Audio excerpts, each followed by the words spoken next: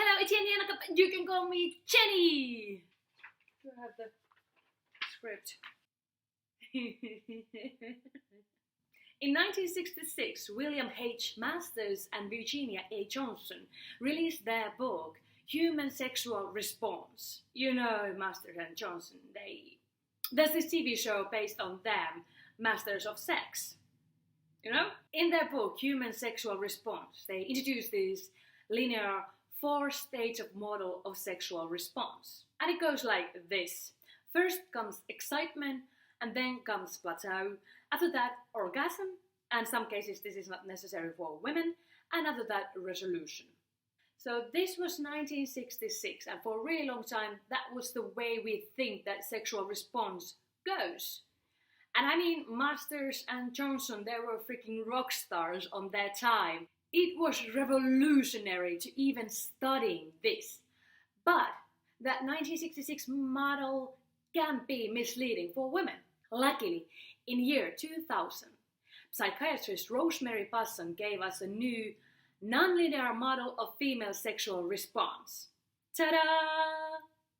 To understand differences between these two models can be the key to understand your sexuality better and maybe even start enjoying sex more. In traditional model, there's first some spontaneous stimulant, internal or external, that puts person in a need to act, and psychical intentions turn into physical action. And then comes climax. So pretty linear, one leads to the other, and that's it.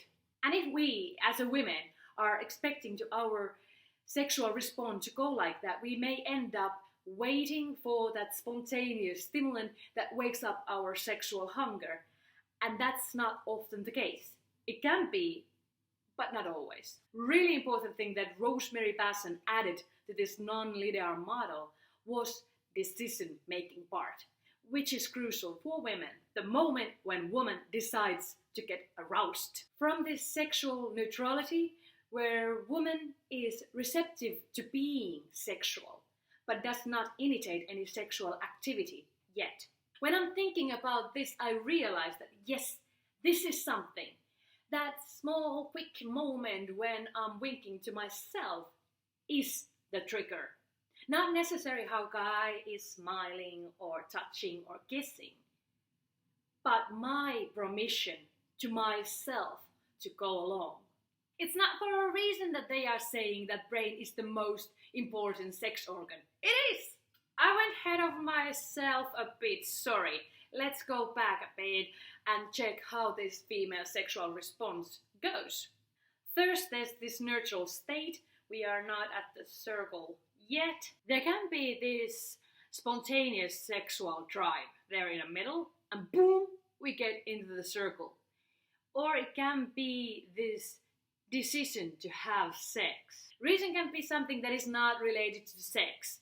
For example, 28% of women have had sex just avoid argument. Been there, done that, and I think 28% is way too small number. Just saying. In fact, some women have reported that they trust on past positive experiences having sex with their partner, and they just start having sex because they know that their body and mind will come along. Let's go back to that model. There's a sexual stimulant, sexual arousal, emotional and physical satisfaction, so orgasm, and after that, emotional intimacy, which can be turned into sexual stimulants. And you may end up wanting more sex just after having sex, or this can be the thing that leave you that past positive experience. But I cannot point enough how important part of women's sexual experiences this will is, the decision moment. And this is something that can be tricky because of the issues that I have been talking about in my videos. Slut shaming that we are doing to ourselves, and your sexuality is yours, own it. If you're slut shaming yourself or accepting that passive role of women that culture teaches us, giving that permission to go along can be difficult. Finnish psychologist Mirka Paavilainen wrote it well in her blog. She wrote, instead of sexual desire, women should seek out for sexual intent. And sexual desire can be found from the intent to be exposed to pleasure. Like, don't just wait for some strong, irrational sexual feeling to take over you so that you would know that you want to have sex. Instead, feed that part of your mind that is open for sexual stimulants. And how to do it? Well, this is where we are so different. To someone that can be some candles and intimacy when to someone that can be some animal roughness and everything between and beyond. By studying yourself, you find your style. If you like this video, please subscribe and maybe leave some comments down below. There's gonna be a new video next Thursday. Till the next time, hey!